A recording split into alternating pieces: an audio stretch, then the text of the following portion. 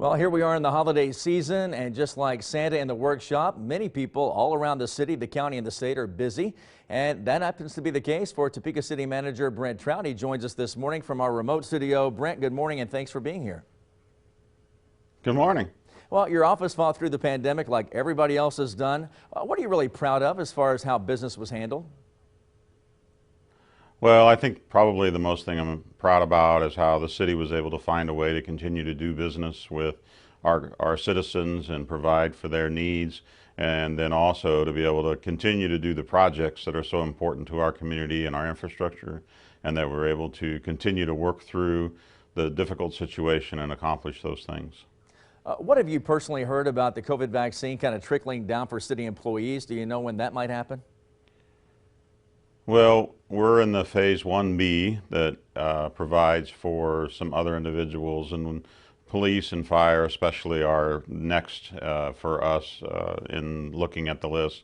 We feel like that police and fire will be somewhere in that mix, and so they're the most important to get vaccinated because they're in contact with the public much more often than other individuals of the government. So we haven't been provided the specific date or time frame that we can expect to be able to provide that vaccine, but we're prepared and looking at getting that information to our employees and arranging for that as soon as possible. Now, you mentioned how important projects and improvements are, and some are either wrapping up, just getting planned and started off. But let's start with the status update on the Kansas River Weir. Well, we're coming along pretty good. They were able to make a really large concrete pour last week with the good weather, and so it's coming along well. We're getting the concrete poured in the fish ladder, and then also in the main pond, the main area where people will enter in when they're utilizing it on their canoe or kayak. And so it's progressing. We expect this year to have the canoe boat bypass, so to speak, through the Weir done.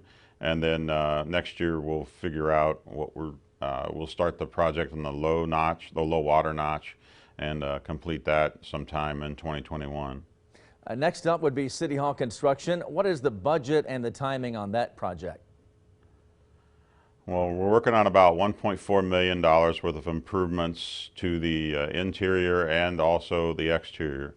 Probably the biggest thing that we did on the exterior was we've done some tuck pointing and cleaning up of the rock, and we'll have some spots that are bad on the exterior that we'll be working on to replace. Unfortunately, that one did get delayed a little bit, and the weather finally caught up to us. We have to have 40 degrees for 7 days straight in order to be able to set the new stone at the City Hall. So that'll be in the spring that'll actually happen. And otherwise, we're doing some security improvements, eliminating the initial security entry point and making it safer with security on all levels. And so we're looking forward to that. I think it'll be a much more inviting entrance to our City Hall. And Brent, before I let you go, can you just give us the hours of operation through the holiday season so the public knows? Well, we'll be closed Christmas Eve Day and Christmas Day. So otherwise, the hours this week will be open our normal 8 to 5 that we have for City Hall Monday, Tuesday, and Wednesday, and then be closed Thursday and Friday. All right, Brent, we'll visit again in the new year. Happy holidays to you and yours.